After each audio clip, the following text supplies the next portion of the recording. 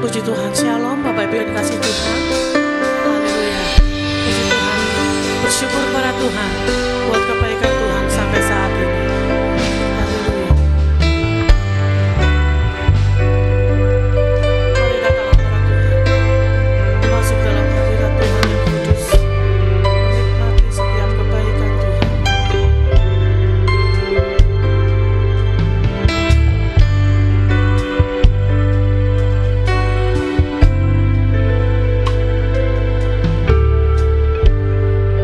Apakah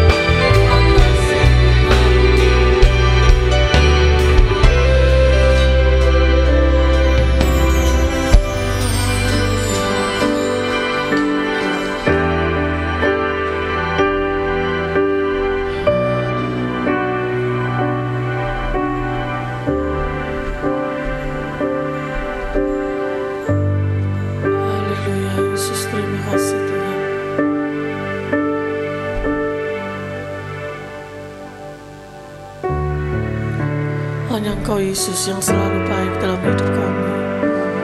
Namamu selalu indah dalam hidup kami Tuhan.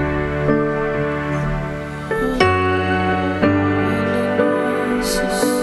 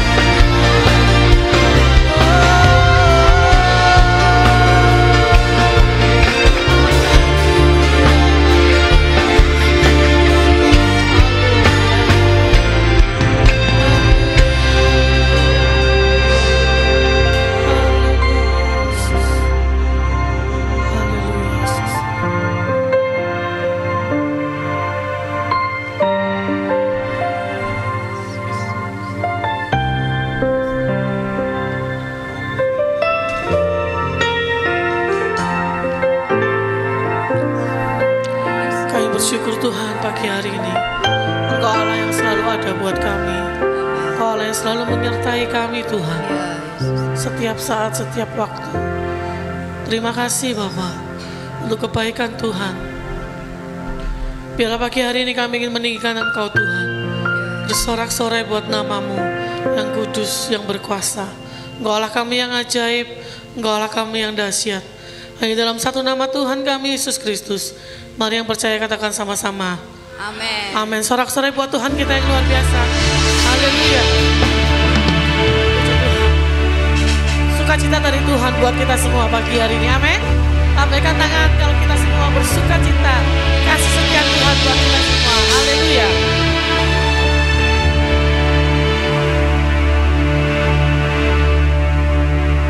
Hidupku ada di tanganmu.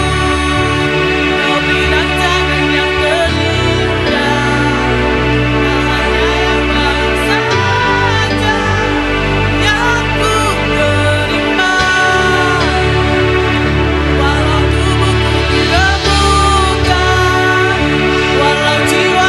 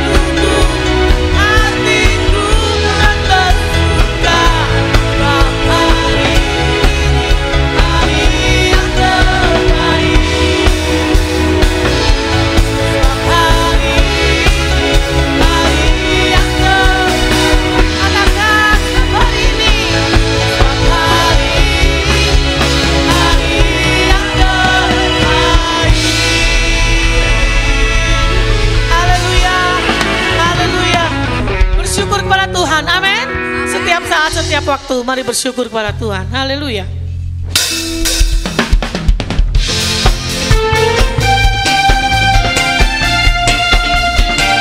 Mari datang ke bait-Nya yang kudus dengan hati bersyukur.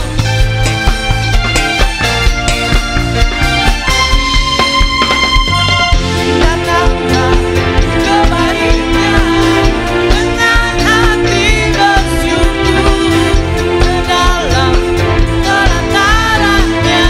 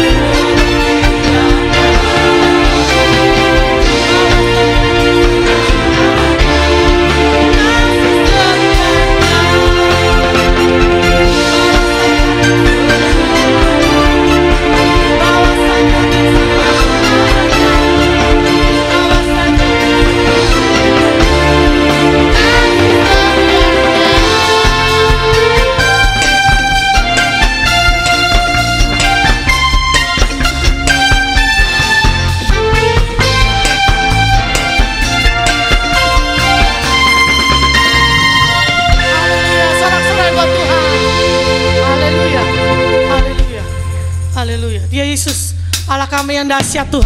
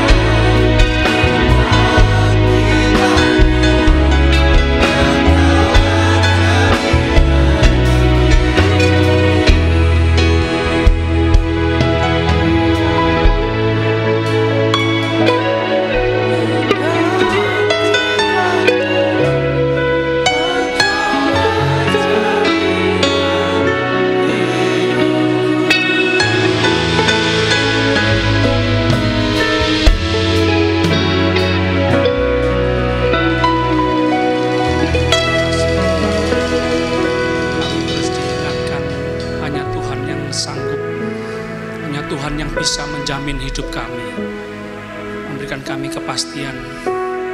Terima kasih Tuhan. Jaminan seumur hidup. Terima kasih Tuhan. Haleluya. Tuhan, sebentar kami mau menikmati firman Tuhan. Kami ingin roh kami disehatkan kembali, dipulihkan kembali, disegarkan kembali, dibangun kembali. Terima kasih Tuhan. Kami mau roh kami terus bernyala-nyala, roh kami terus menyala-nyala di dalam Tuhan. Terima kasih Tuhan. Berbicaralah, kami siap mendengar. Kami sambut dengan sukacita firman-Mu dalam nama Tuhan Yesus. Haleluya. Sama-sama katakan amin. Jemaat dipersilakan duduk. Firman Tuhan pagi ini kita pelajari di dalam Injil Lukas pasal 15 ayat 1. Injil Lukas 15 ayat 1.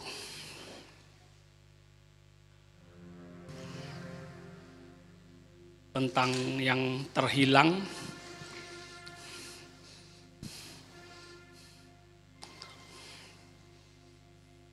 yang tersesat, yang pergi.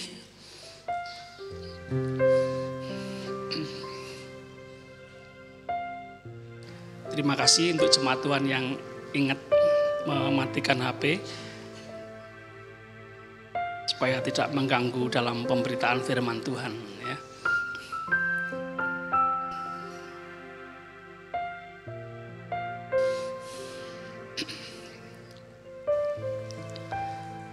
Sambil mengingat ya,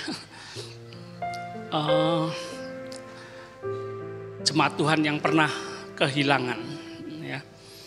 Jadi bagaimana perasaannya ini ya? Pernah kehilangan? Ya. Sandal jepit hilang, pernah? Bukan harganya, ya. Mau pakai loh, mana sandalku? Ya. Kadang-kadang sesean, kanan sama kiri beda. Iki ya opo iki ya. Ada yang pernah kehilangan cincin, anting-anting. Kehilangan uang, kehilangan sepeda motor,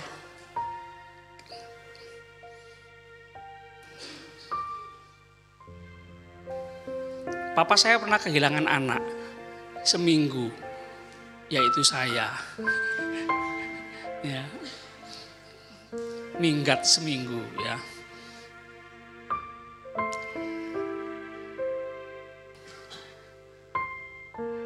Atau enggak kehilangan, semua lengkap di dalam rumah.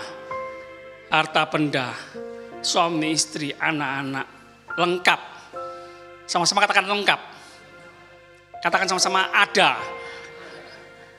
Tapi ada yang hilang. Sukacitanya hilang. Keramahannya hilang.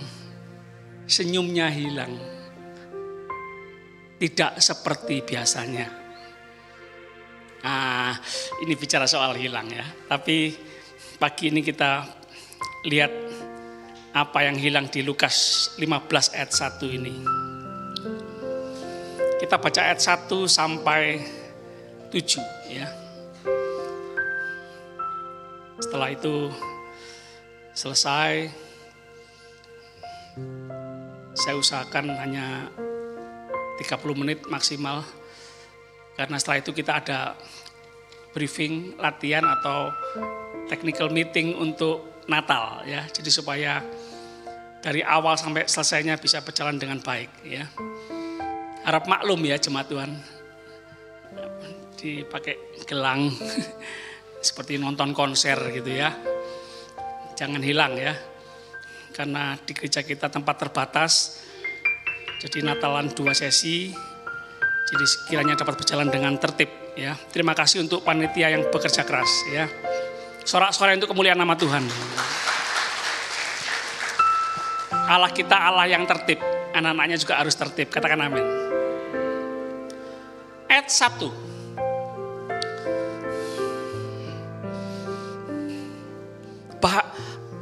para pemungut cukai. Ya, di Alkitab banyak orang, latar belakang orang, pekerjaan orang, macam-macam ya.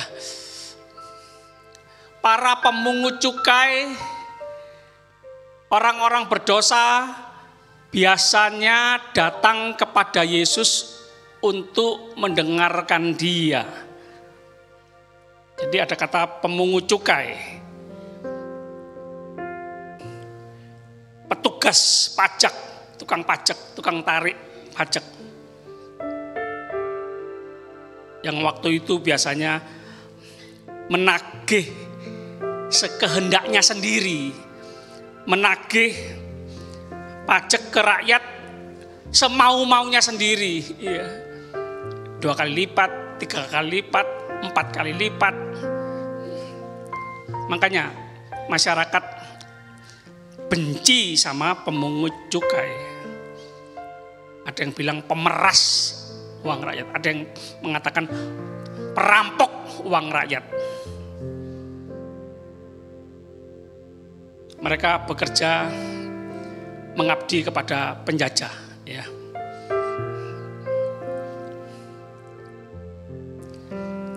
Dan orang-orang berdosa, perhatikan baik-baik. Alkitab mencatat orang-orang yang dibenci masyarakat, perampok, perampas uang rakyat. Dan Alkitab mencatat orang-orang berdosa. Katanya kitab suci, ternyata ada orang berdosa. Tuhan Yesus mencintai orang berdosa.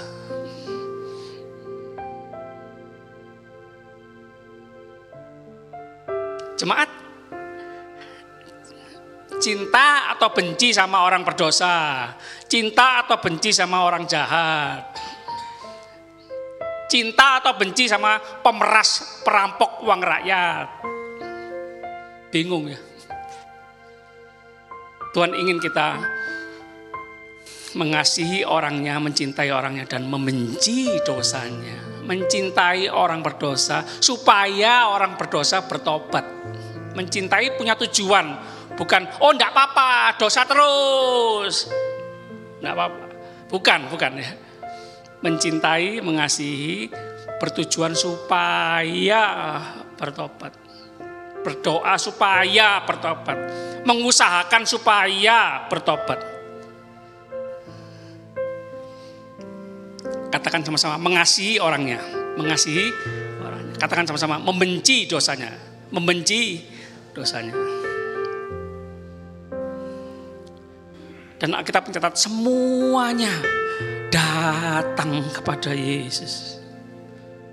Oh, banyak orang, semua orang butuh Tuhan Yesus. Membutuhkan juru selamat. Tahu dosa itu membuat kita menderita, tahu, tapi sulit untuk melepaskan dosa dari diri manusia itu sendiri. Bagaimana kita? Semangat. Sama? Tahu dosa itu merusak hidup kita, tahu, tapi kita nggak bisa melepaskannya. Mau jadi orang baik, nggak mau, nggak ada cita-cita jadi orang jahat, nggak ada. Tapi kok adanya, kok nyatanya, kok kenyataannya kok jahat ya aku ini ya. Penyesalan terlambat ya kadang-kadang ya, atau sering. Loh, aku kok gitu ya, aduh. Kok mendeli aku tadi ya. Kok ngamuk aku tadi ya, nyesel aku. Kok gak sopan ya aku ngomongnya, gak hormat ya. Duh, nyesel aku tadi. Maunya gak gitu, tapi pegel aku. Nah gitu ya. Tanya kanan kiri. Ibu gitu gak? Bapak gitu gak? Duh, jangan lihat saya terus. Lihat, tanya kanan kiri. Sama enggak? Mirip enggak? jotaan. Siwaan enggak ngomong. Semua datang kepada Yesus untuk mendengarkan Dia. Butuh firman Tuhan, butuh pesan Tuhan, butuh petunjuk Tuhan.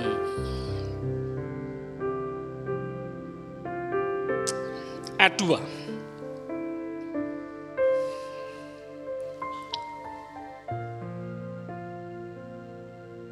Para pemungut cukai dan orang-orang berdosa. Ayat 2. Saya membacakan di kitab edisi terbaru ya. Bisa disesuaikan, dicocokkan, saling melengkapi ya kalau ada kata-kata perbedaan. Bersungut-sungutlah orang-orang Farisi itu dan ahli-ahli Taurat itu.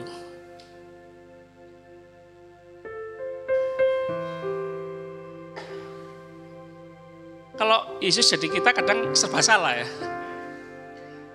Maju salah, mundur salah. Mengasihi salah, membenci salah. Peduli salah, enggak peduli salah. Yesus mengasihi orang-orang berdosa. Memberi pengajaran, pengarahan, ngobrol, merangkul, ayo bertobat oh. Duh, ada yang ngomel, bersungut-sungut. Siapa? Orang-orang Farisi dan ahli-ahli Taurat. Katanya orang ini menerima orang-orang berdosa dan makan bersama-sama mereka. Orang Farisi, golongan para nabi yang sangat taat hukum-hukum agama Yahudi. Jangan buru-buru langsung benci sama orang Farisi ya. Oh, mereka itu taat hukum-hukum agama loh. Memperhatikan, setia sama tradisi nenek moyang. Ada bagusnya loh, ada baiknya juga loh. Nggak gampang juga loh jadi orang-orang Farisi, nggak sembarangan. Mereka orang-orang terhormat, pengetahuannya banyak, pengetahuannya tinggi. Dalam lingkungan keagamaan, mereka itu senior. Sama-sama katakan senior. Maaf, bukan orang bodoh. Tapi ini.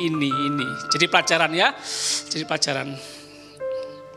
Orang terhormat, oh baik. Pengetahuan tinggi, oh baik. Suka belajar. Karena banyak pengalaman, banyak pengetahuan jadi senior. Tapi ini jadi pelajaran ya. Kelemahan manusia. Kalau sudah terhormat, pengetahuan tinggi, merasa senior, waduh kalau enggak waspada, enggak hati-hati, ini sombong. Jadi suka dihormati. Kalau sekali saja enggak dihormati, ngamuk-ngamuk.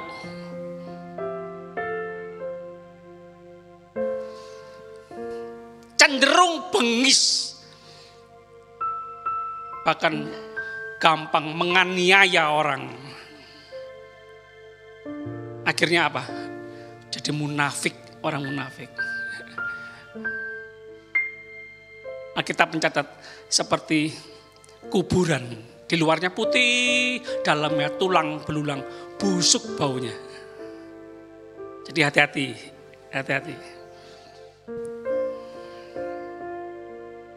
Bersungut-sungut orang Farisi, ahli-ahli Taurat. Ya. Penulis, pencatat, ahlinya kitab-kitab Taurat. Katanya, orang ini menerima orang-orang berdosa. Yesus menerima orang-orang berdosa, makan bersama mereka. Jadi nggak terima. Kok makan bersama orang-orang berdosa sih?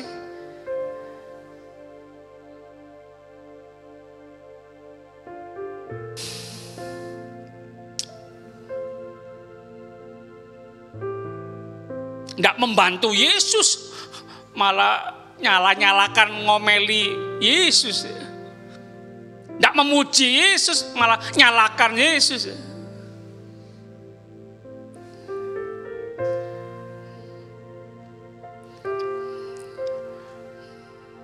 Tidak berusaha mengubah, membuat orang berdosa bertobat. Loh, Yesus berusaha merangkul orang berdosa supaya bertobat, malah nyalakan Yesus. Bagaimana? Apakah kita mirip Yesus atau mirip dengan orang-orang Farisi, ahli-ahli Taurat? Yesus sibuk berusaha supaya orang berdosa bertobat, tapi orang-orang Farisi sibuk dirinya sendiri, ngurusi dirinya sendiri. Aku yang harus lebih kelihatan rohani, aku yang harus lebih kelihatan terhormat. Orang harus menghormati aku.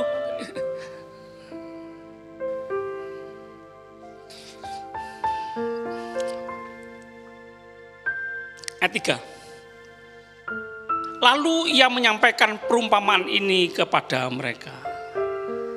Jadi kadang Yesus pakai perumpamaan. Ya. Ada perumpamaan yang mirip dengan masalah domba yang hilang.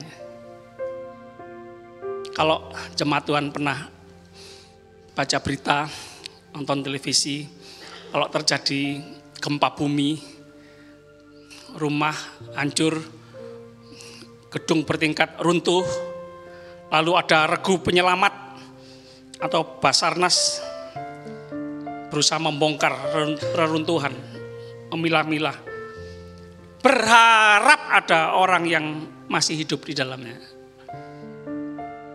Dan sungguh menemukan ada orang yang masih hidup.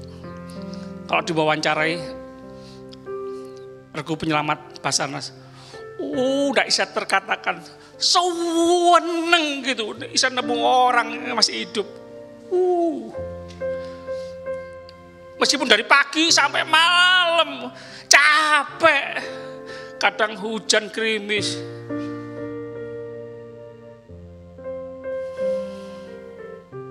nggak peduli, yang penting ada yang masih hidup. Nggak peduli tua muda, kaya miskin, orang ini baik apa jahat, nggak peduli. Yang penting yang masih hidup ini harus diselamatkan. Nah, seperti begitu ya. Ayat 4, siapakah di antara kamu yang mempunyai 100 ekor domba? Dan jikalau ia kehilangan seekor di antaranya, tidak meninggalkan yang 99 ekor di padang gurun dan pergi mencari yang hilang itu sampai ia menemukannya.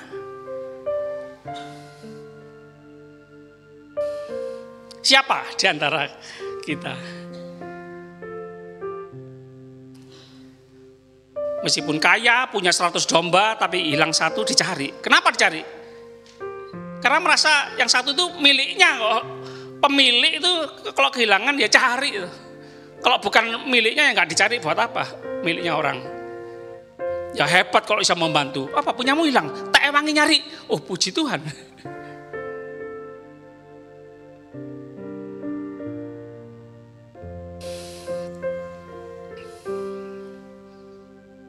Berusaha, tekun, sama-sama katakan tekun, sama-sama katakan tekun. Di mana ini domba yang hilang? Di pinggir tebing, tersangkut di semak belukar, tersesat di mana ini domba? Kenapa mau keluar dari kawanan domba? Domba itu harus ada dalam perkumpulan, dalam persekutuan, dalam rombongan, gerombolan kawanan domba. Harus, jangan coba-coba keluar. Oh bahaya anak sendirian itu. Tapi kenapa kok ada satu yang mau keluar itu kenapa? dombanya yang betik, yang satu ini betik nakal, maunya sendiri, atau yang 99 ini gak seneng sama yang satu ini ya. Kamu kok aneh ya, kamu antik ya. Gak seneng. Sana. Yang mana?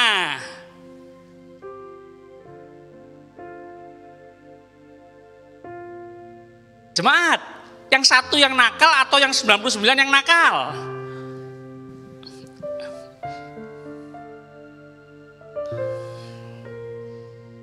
Gembala mencari yang satu, yang sendirian, mungkin yang sedang ketakutan, mungkin yang sedang nangis. Iya, nyesel aku, ndak nurut aku. Waduh, aku ya apa ini? Nek dimut macan ya, dimut, diterkam macan.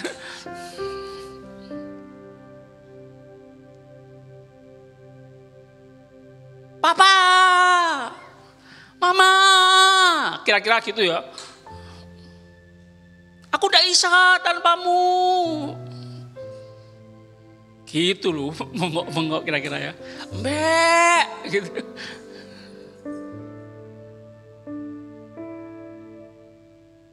Sama-sama koreksi diri ya. Gembala mencari domba yang hilang. Ditangisi.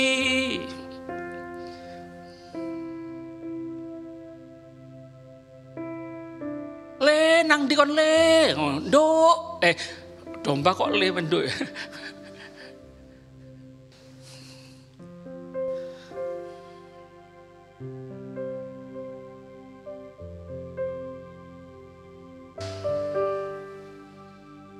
Ayat 5. Setelah menemukannya, ia meletakkannya di atas baunya dengan gembira. Setelah menemukannya, diapakan? Setelah ketemu, diapakan?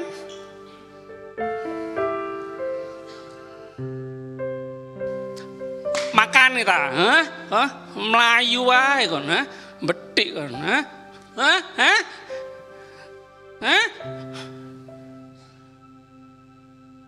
pecuti, pukul, repoti, atau jelek.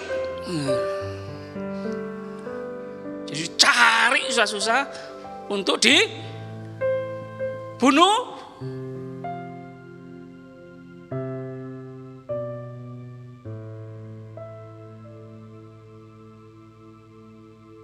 Yesus seperti gembala menemukan, meletakkannya di atas baunya dengan gembira.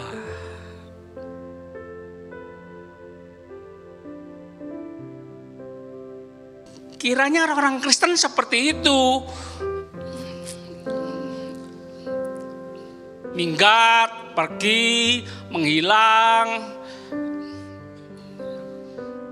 pindah kepercayaan, pindah agama, dikasihi atau dibenci,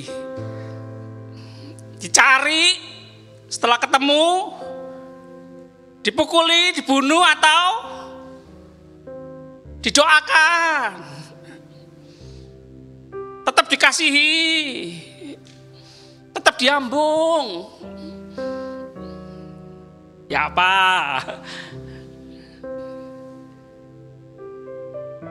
Orang Kristen tetap mengasihi ya, tetap dicium ya. Ya apa kamu anakku nak.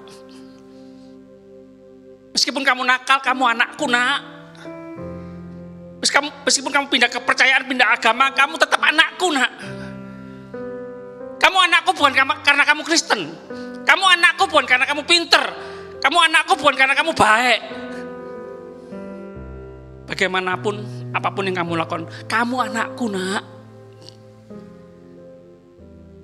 Gitu ya, seorang bapak ya, seorang gembala ya.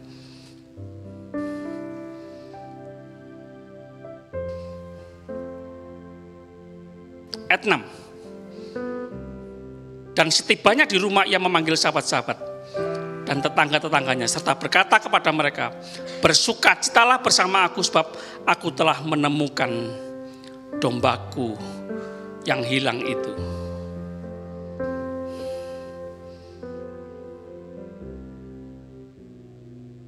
Senang, ayo bersukacita. Ayo syukuran. Boleh jadi pelajaran ya, ambil hikmahnya ya. Kita termasuk yang mana? Hilang, bengok-bengok, tolong. Setelah menemukan, diam-diam. Atau hilang, diam-diam. Menemukan, teriak-teriak, oh syukur, ayo senang-senang yuk, bersukacita sama aku yuk, karena sudah ketemu ini. Yang mana? Susah teriak-teriak, senang diam-diam, atau susah diam-diam, senang teriak-teriak, senang ngajak-ngajak.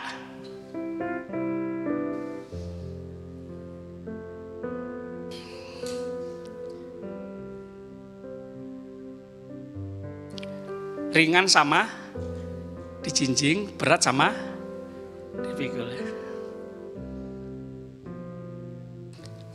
Kadang kedagingan kita manusia, kalau susah, kalau butuh bantuan teriak-teriak ya. Kalau senang diam-diam ya. Enggak ya. Susah ya sama-sama. Senang sama-sama. Katakan amin. Ayat 7 terakhir. Aku berkata kepadamu, demikian juga akan ada sukacita di surga karena satu orang berdosa yang bertobat. Jadi meskipun cuma satu bapak, satu ibu, satu mas, satu mbak yang berdosa, Yesus tetap datang loh ke dunia. Mati di atas kayu salib untuk kita. Lebih daripada sukacita karena 99 orang benar yang tidak memerlukan pertobatan. Wow. Betapa Tuhan sungguh menghendaki semua orang bertobat. Tujuan hidupnya, ku mau sepertimu Yesus, disempurnakan, selalu ingin diubahkan, selalu ingin seperti Yesus. Nggak merasa benar sendiri, yang lain salah, yang lain harus nuruti aku yang paling benar.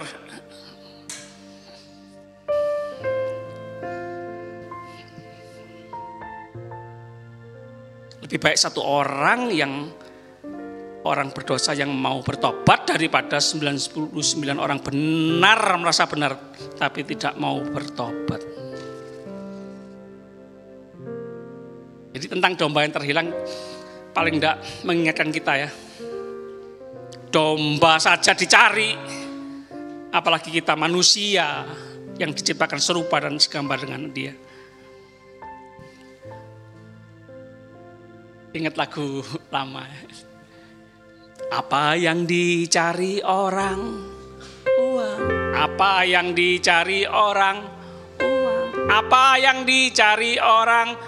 Pagi, siang, sore, malam. Uang, uang, uang.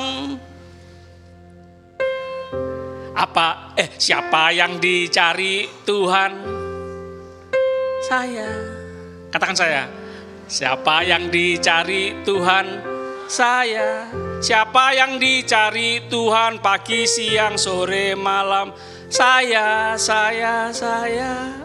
Orang yang berdosa. Tuhan cari kita orang berdosa. Cukup kita mengakui, Tuhan ya aku orang berdosa. Tuhan ini aku. Gitu datang sama Tuhan. Semua orang berdosa datang kepada Yesus, mendengar. Sama-sama katakan mendengar. Punya telinga harus mendengar. Banyak orang tidak mendengar. Banyak orang tidak mau mendengar apa kata Yesus. Ada banyak telinga yang tidak memberikan telinganya kepada firman Tuhan. Firman Tuhan yang berkuasa mengubah. Firman Tuhan yang sanggup mengubah nasib. Firman Tuhan yang tidak pernah berubah dulu, sekarang, sampai selama-lamanya. Ingat perkataan Raja Daud. Yang ditakuti Raja Daud adalah kehilangan Tuhan. Perkataan Daud yang terkenal apa? Jangan ambil rohmu daripadaku. Aku takut kehilangan Tuhan. Tidak ada artinya aku tanpa Tuhan meskipun aku raja. Punya kerajaan yang mewah. Punya prajurit yang banyak. Punya harta benda emas, uang. Tidak ada gunanya tanpa roh Tuhan. Aku ada sebagaimana karena Tuhan. Aku bisa mengatasi masalah karena hikmat Tuhan. Gitu loh jemaat. Kadang kita takut kehilangan ini, kehilangan itu, kehilangan ini, kehilangan itu, takut kehilangan pasangan, takut kehilangan anak, takut kehilangan.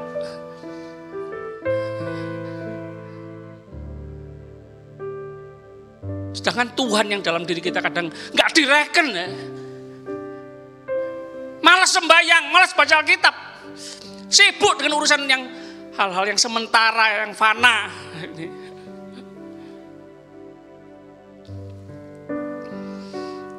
Yuk sama-sama kita bangkit berdiri.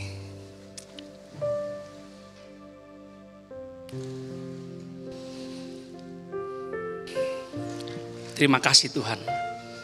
Kami simpan firman-Mu dalam pikiran hati kami.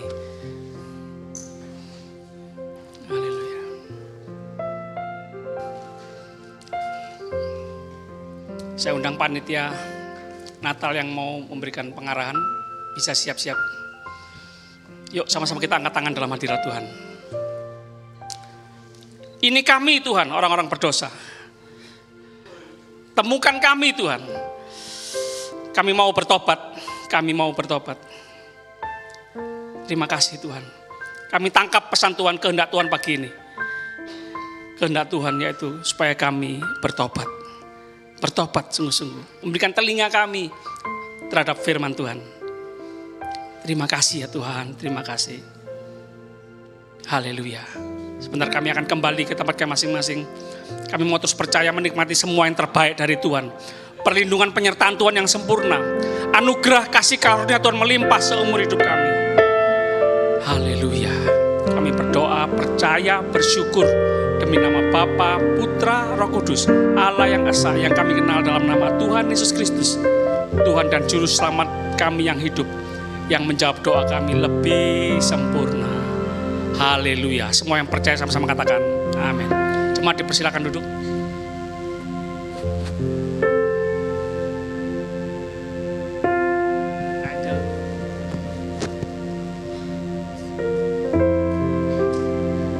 Terima kasih buat Pak Gembala yang sudah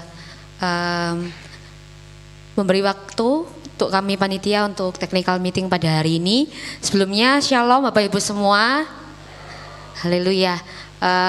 Ya puji Tuhan, hari ini kita mau dari panitia akan mengumumkan beberapa hal terkait ibadah Natal kita pada 25 Desember. Oke, untuk tim multimedia bisa dibantu. Ya, mungkin tadi Bapak Ibu semuanya sudah mendapat tiket yang tadi diberikan sama tim Asyir di depan. Jadi mohon bantuannya untuk tiket tersebut bisa disimpan sampai pada hari H nanti. Jadi mungkin nanti ada beberapa tiket yang sudah dibundle per keluarga yang sudah terdaftar.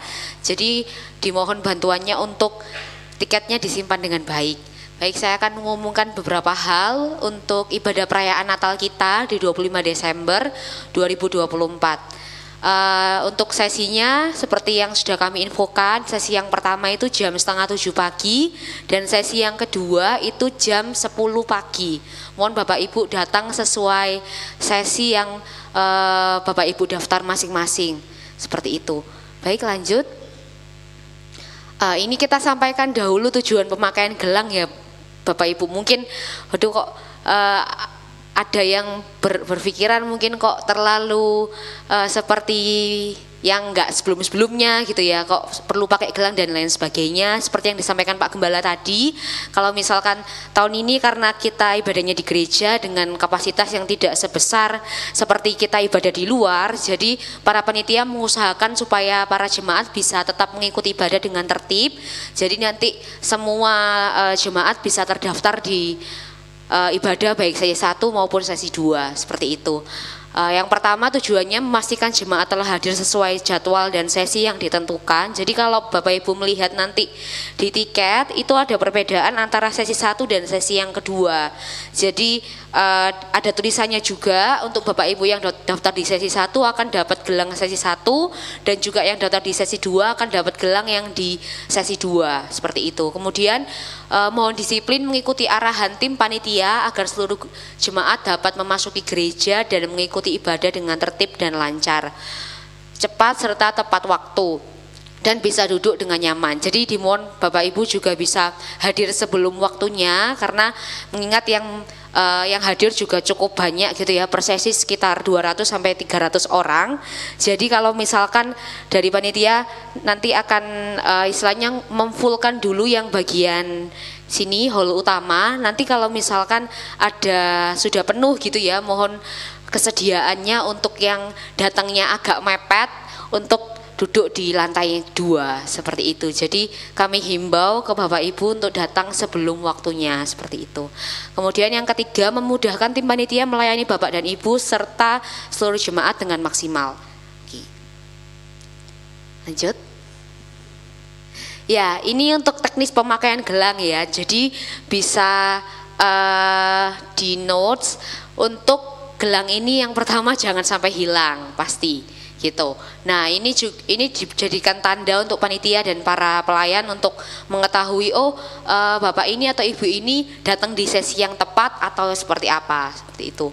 Kemudian gunakan gelang akses sesaat sebelum turun dari kendaraan. Jadi gelang ini dipakai sebelum masuk ke panti, misalkan parkir di panti atau langsung drop di gereja, misalkan pakai kendaraan umum, jadi dipakainya sebelum memasuki gereja. Jadi di depan tidak ada Bapak Ibu dari usher ataupun pelayan yang membantu memakaikan gelang, tidak ada, jadi sudah dipakai sendiri seperti itu. Nah, kemudian anak usia balita tidak perlu menggunakan gelang akses. Duduknya dimohon di bangku oleh orang tua yang usianya balita ya. Namun ada beberapa anak-anak mungkin yang badannya lebih sehat gitu ya, orang tuanya nggak mampu untuk memangku. Nah itu kita sudah himbau untuk istilahnya dapat tempat kursi sendiri. Nah itu case khusus seperti itu ya. Oke, lanjut. Oke. Datanglah tepat waktu sesuai jadwal, kemudian ikuti dan patuhi arahan dari tim panitia yang bertugas. Oke, lanjut lagi. Ya, ini jadwal pengambilan gelang aksesnya. Kita ada beberapa jadwal Bapak Ibu untuk yang hari ini sudah daftar, yang sudah dapat bisa disimpan ya. Jadi bisa ditaruh di dompet atau di tempat-tempat yang tidak gampang terselip gitu. Jadi ketika hari H sudah harus berangkat tepat waktu dan tidak perlu mencari lagi gelang yang keselip dan hilang seperti itu. Jadi ada beberapa jadwal hari ini sebelum ibadah sesi 1 dan sesi 2, kemudian minggu depan sebelum ibadah sesi 1 dan setelah ibadah sesi 2, dan kemudian tambahan ini kalau misalkan Bapak Ibu di 2 ibadah 15 dan 22 ini tidak datang gitu ya, karena mungkin ada tugas luar kota dan harus ibadah di luar kota, nggak apa-apa, bisa di Senin dan Selasa 23 sampai 24 Desember. Jadi tim panitia buka posko pengambilan tiket di luar hari ibadah untuk Bapak Ibu mungkin yang berhalangan mengambil tiket di 15 dan 22 Desember. Seperti itu. Oke, lanjut lagi. Gelang akses yang akan diterima bentuknya seperti ini.